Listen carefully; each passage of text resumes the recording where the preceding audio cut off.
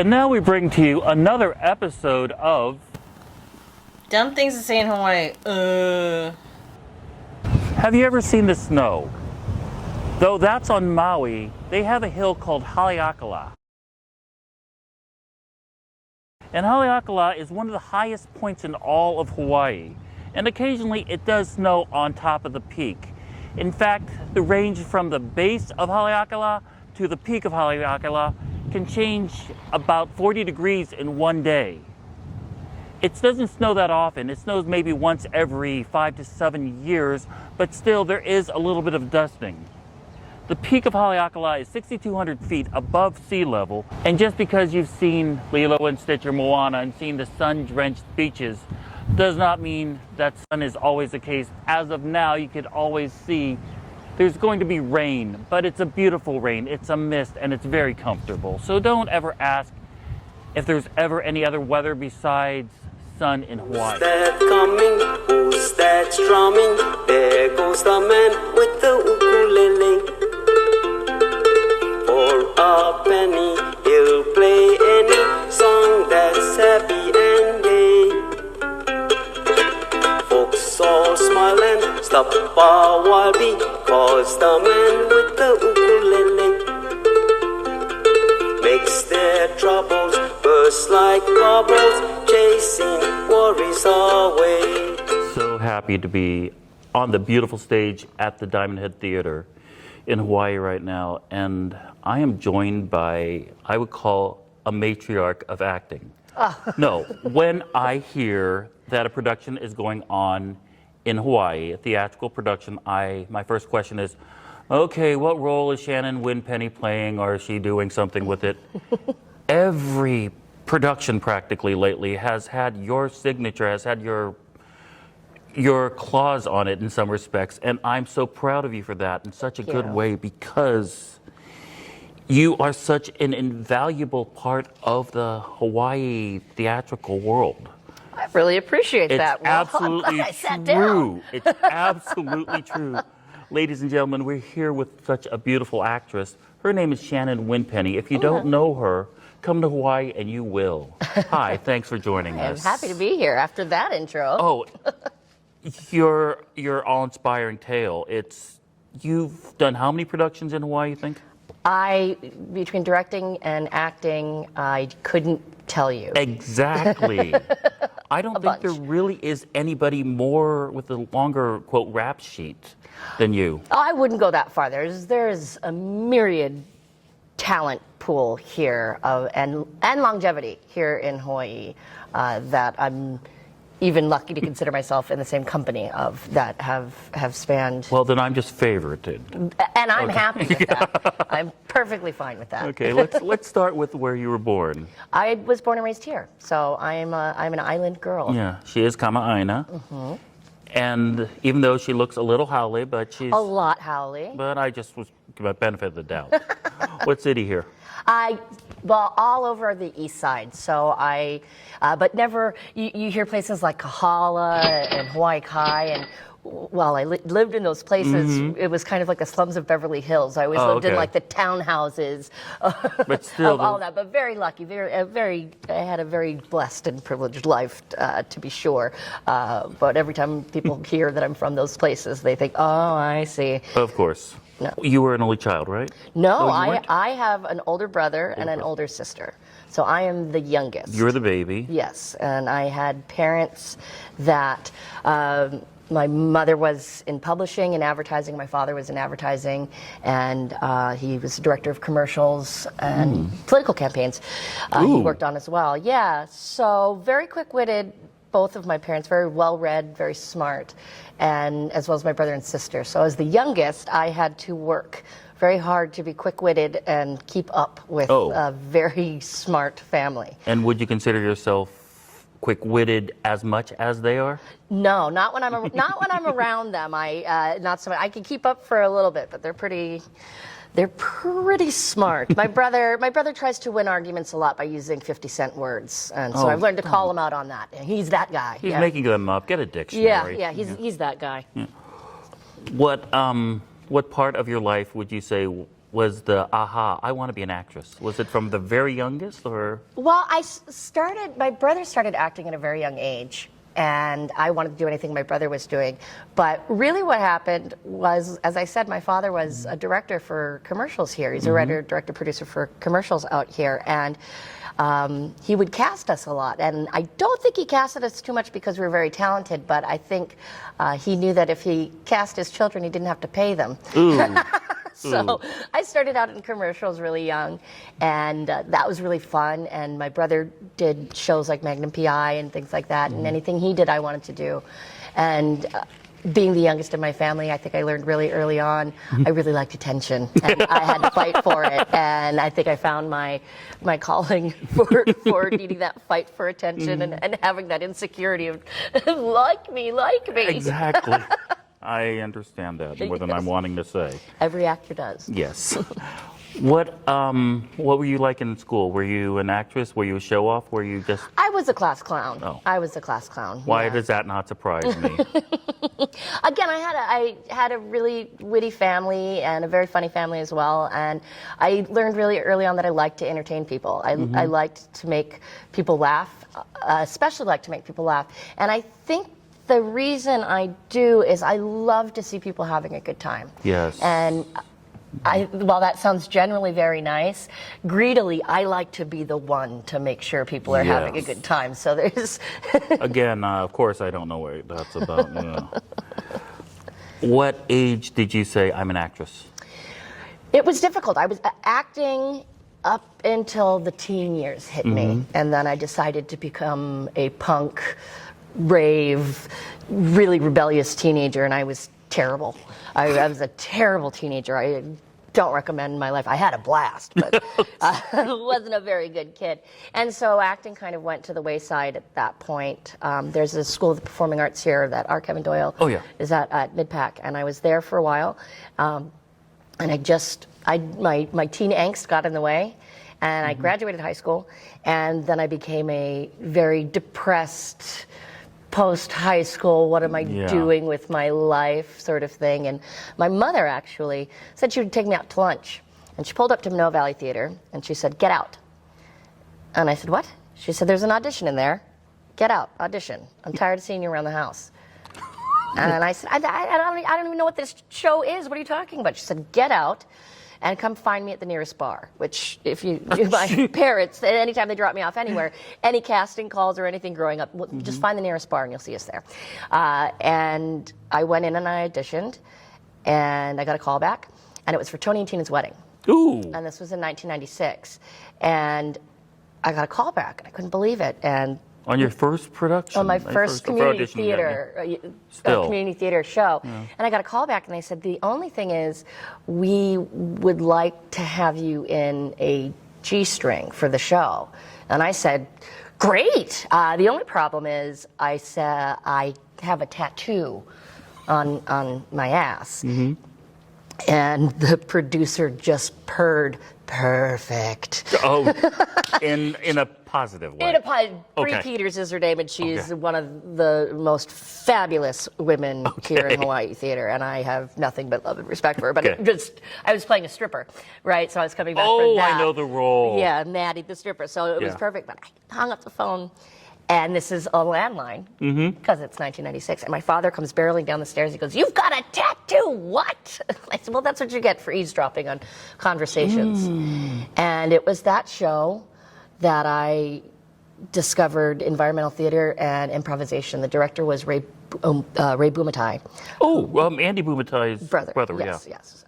And he introduced me to the rules of Second City and the fundamentals of improvisation in order to do an environmental show like Tony and Tina's Wedding. And I just fell in love with that. And interacting with everybody in that show and having the immediacy of that live theater, because prior to that I was really doing television commercials and things like that locally around here.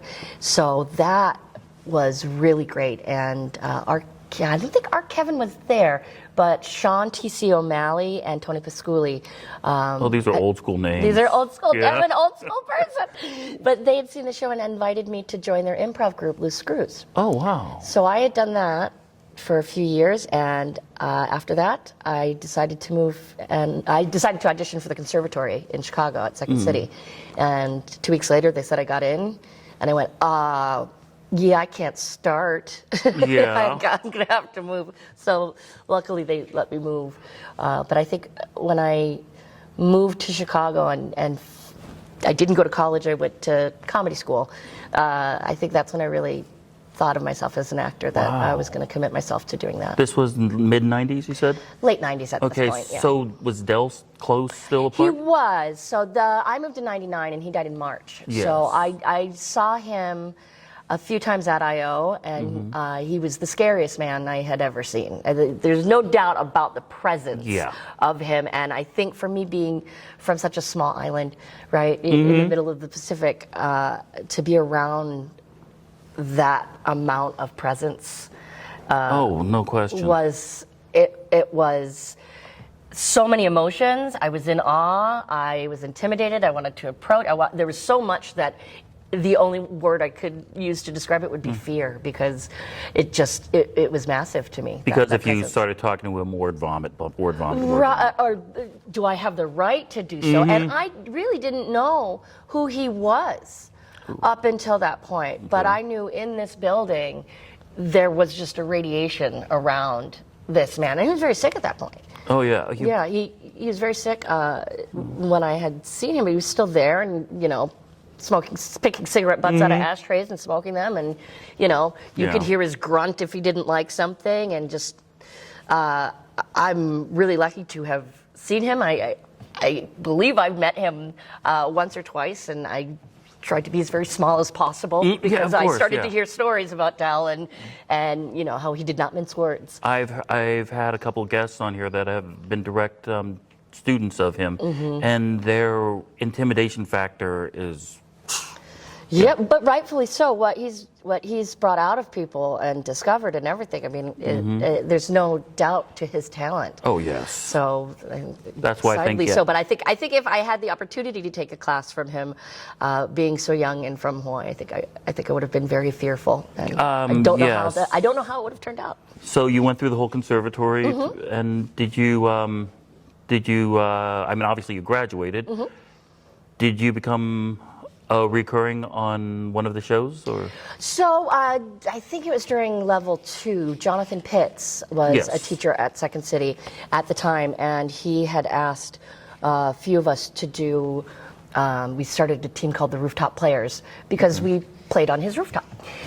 Very simple name to come up with.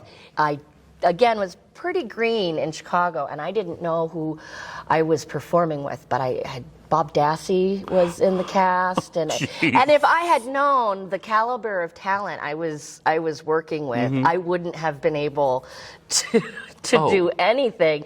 So I thank myself for being uneducated and naive approaching those situations, because I think I would have been.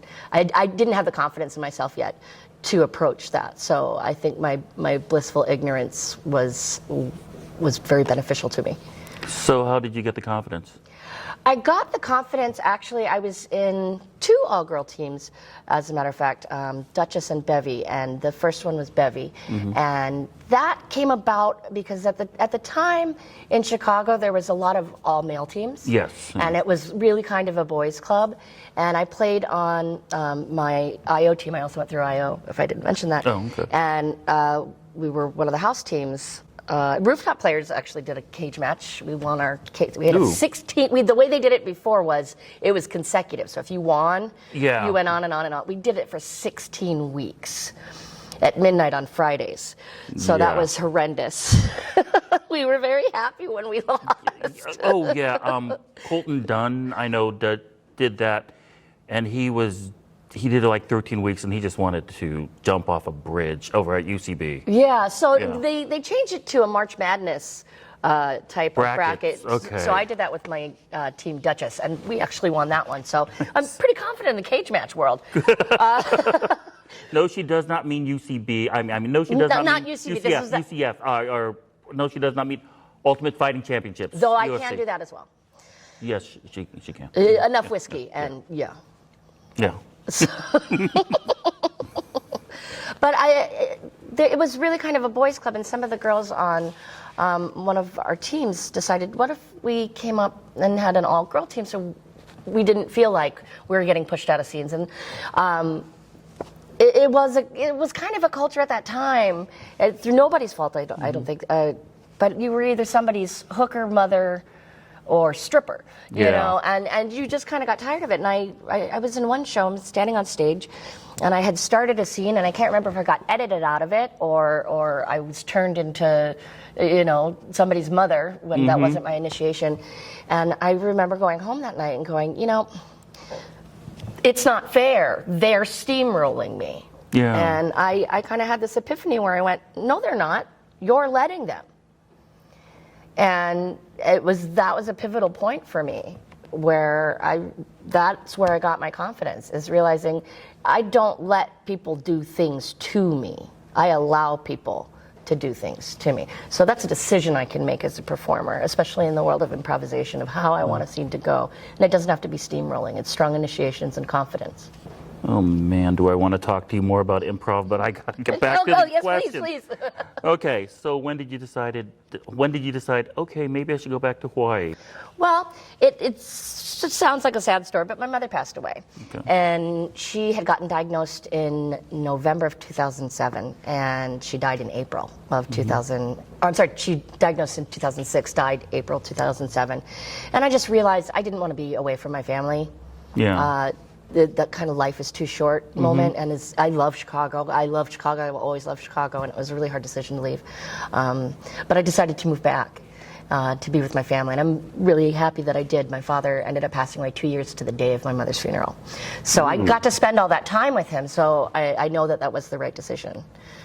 And your brother and sister and you have been close ever since? Yep. Oh, yeah. Well, we've always been close. We tend to fight like cats and dogs. If we walk into any bar together, I think the bartender gets very nervous because somebody's going to turn on somebody. Yeah. Especially with the whiskey, yeah. Right. And we're Irish siblings, so, you know, we don't hold back. Yeah. So were there many projects out here in the Hawaii theater world? Well, when I came back, I realized I got a job working at my mother's publishing company because I needed to work. And I was talking to Kim Potter, a very, very dear friend of mine, and I said, I really miss the type of improv I was doing in Chicago. There was improv here, there was On the Spot, and there was Loose Screws. But I really miss the type of improv I was doing in Chicago that I had spent almost 10 years doing.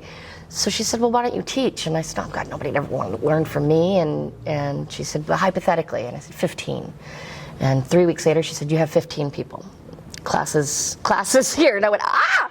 So I just kind of took that on, and I couldn't believe people were into it. And I said, well, I'm going to get you a primetime spot, not an off dark night, to do a show. And Kim came into the room and went, huh? Because so you could reverse it back onto her, yes. Right, exactly. So we ended up building a theater in 3.5 weeks. And it was an amazing theater called the Laugh Track. It was confusing to get to, but once you're there, it was almost like, I will say, an altar to improv, just because. It was specifically for improvisation, and I had a picture of Del on the wall as an homage. And I think the greatest compliment I got was Jeff Griggs was on the NCL Cruise Lines along with Jeannie and writer of the Guru. But they were coming down, so they were teaching workshops for my students, which was amazing. And Chris Alvarado came down, Robin Norris, just really amazing, wonderful people that these people in Hawaii would never have access to. So it's just phenomenal. But Jeff said to me, he said, you know, this really feels like an improv theater. And that just meant the world to me. That's exactly what I wanted to do. And we were across the street from the historic Hawaii Theater. Yes. And Burton White, who was manager there at the time, said this seems like a little black box theater that I would find on 8th Avenue in New York. And so that was really great. It was so cool.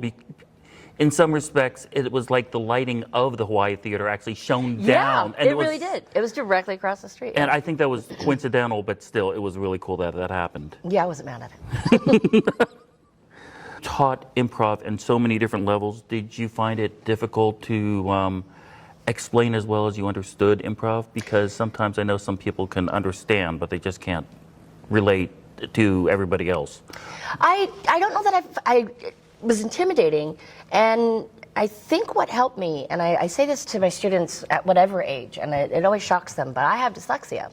And I find that an asset to me because I'm a visual learner. Okay. So for me, I describe things in pictures. I use a lot of analogies and things like that. And I hope that my students get what I'm trying to draw out in either theater or improvisation when I teach it. And it seems to be successful, but it's just like in improvisation or any type of theater, really what you're wanting to do as an actor is bring the audience through your eyes so you can see that. So that's what I try to do as a teacher. And I hope I'm successful in that. So how many students do you think you've taught now? Well, right now I average about 1,200 students a year. So, well, I teach from kindergarten through your twilight years. I teach students that's kind of my level, and I teach at several schools, and I teach at this very theater, I teach 6 classes alone here. So, I don't know, that times 10, 12 So we're years. talking baseball stadiums at this point. There's a lot of people that retake my classes. So either I'm doing something good or not well enough. What do you think about the Hawaii theater? Is it growing? Because I understood for a while that the only thing that people thought of Hawaii was hula girls and torches. You're so much beyond that. The Hawaii theater scene? Yes. I think it is a phenomenal community, and the reason why, very specifically why I think it is the people that are here. It's very different than LA, Chicago, New York, in that it's not competitive to get to the next level. It is a celebration of art and people wanting to be artists and tell stories for no altruistic reasons. They want to be storytellers. They want to entertain, and there's such a purity to that, and there's just something so lovely about watching theater and enjoying theater and the people in the community here for that reason, that nobody's trying to stab anybody in the back here or trying to get ahead. They're wanting to be artists and tell story, and I believe that every single person has a story to tell, and it's my goal to help them tell that story. Have you considered trying to get on some of these TV shows? I mean, there's a lot of filming in Hawaii all of a sudden. There is. I hate to say since Baywatch, but I would actually probably say since Lost and... Sure. There was that show, The North Shore, I believe. Yeah, there's also a movie I can name that I don't want. A couple of them I don't want to name, but and obviously 5-0 and Magnum.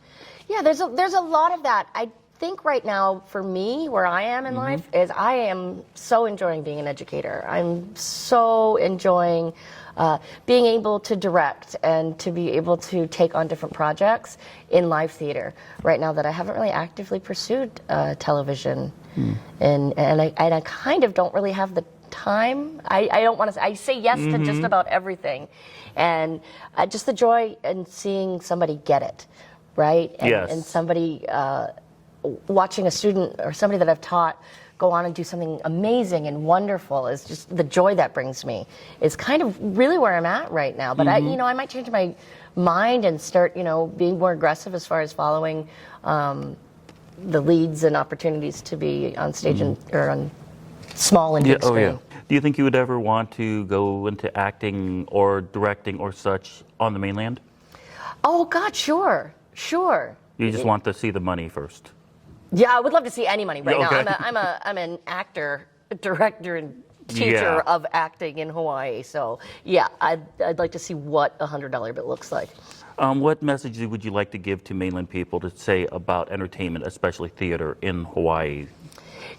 Because we, as I had mentioned, we are here for the love of the art.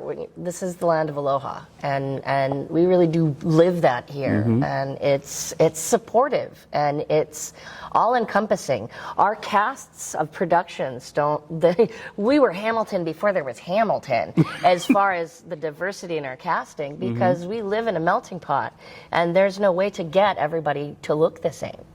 And so we kind of broke that mold really early on, and we cast based on talent, not on who you are or what kind of draw you bring in, but really your talent alone. And I think that lends itself to some beautiful, beautiful performances in all capacities here.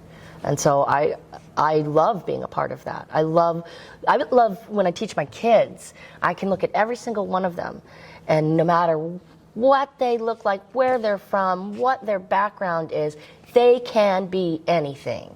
And that's especially true here in Hawaii. It's especially true, and it always has been true here. Okay, you're melting my heart. And apparently I just hit my microphone, so you've melted that too. Dreams. What is your dream role that you would portray, and what would be your dream production to direct?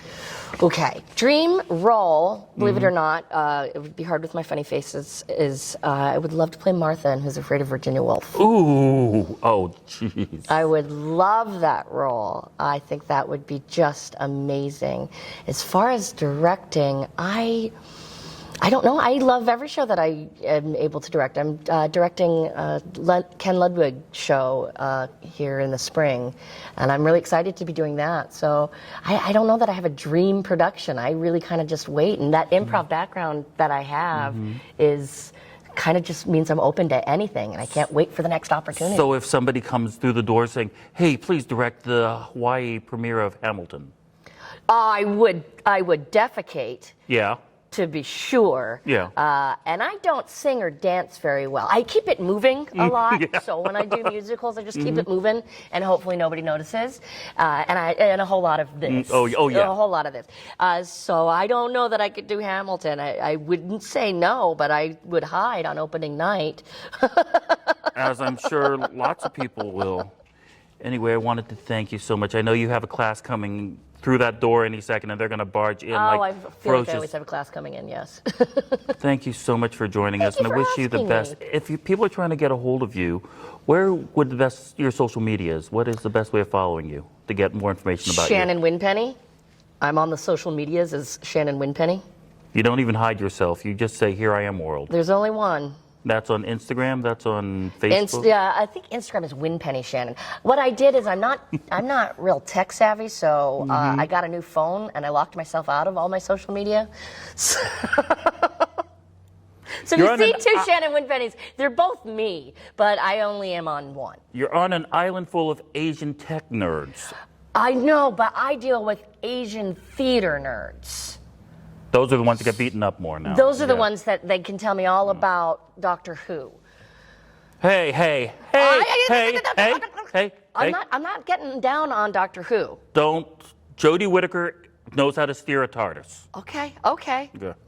I don't even know what that is. I'll draw you a picture later. Okay. Thanks for joining us. Thanks for having me. Thank you. So that's it. After a certain number of episodes, our trip to Hawaii is done. And I have lots of people to thank. First and foremost, my wife Debbie.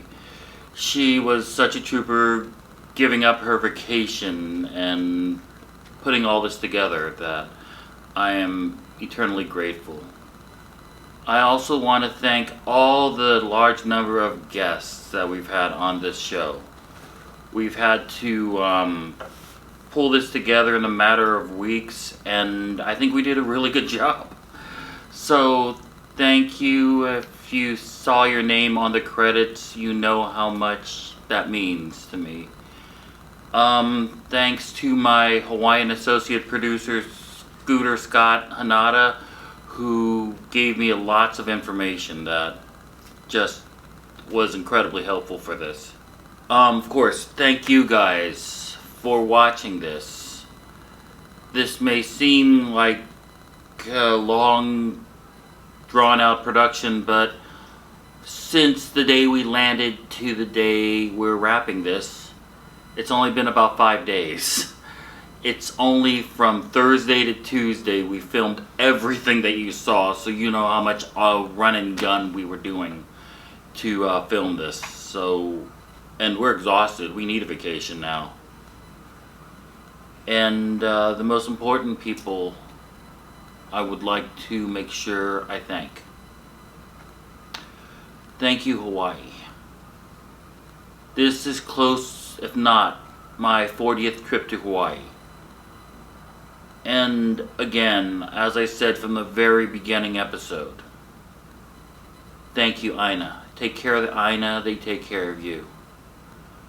and it means tremendous amount of love and respect that I have for you guys, for just putting up with some guy who thinks he knows the island. I know the island, but I can never truly appreciate it enough. I love it here, and I'm hoping that somehow this actually can affect the people that live here in terms of maybe sending more tourists your way.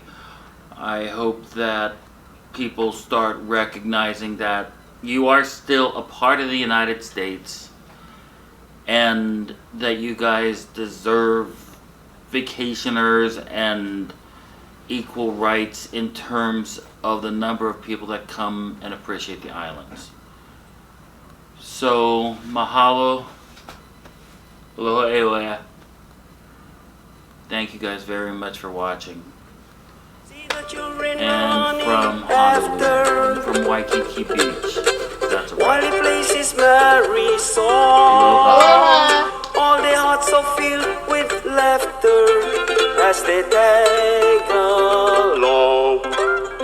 Sandman's calling, shadows falling, there goes the man with the ukulele. Aloha hiki i ka manawa ai.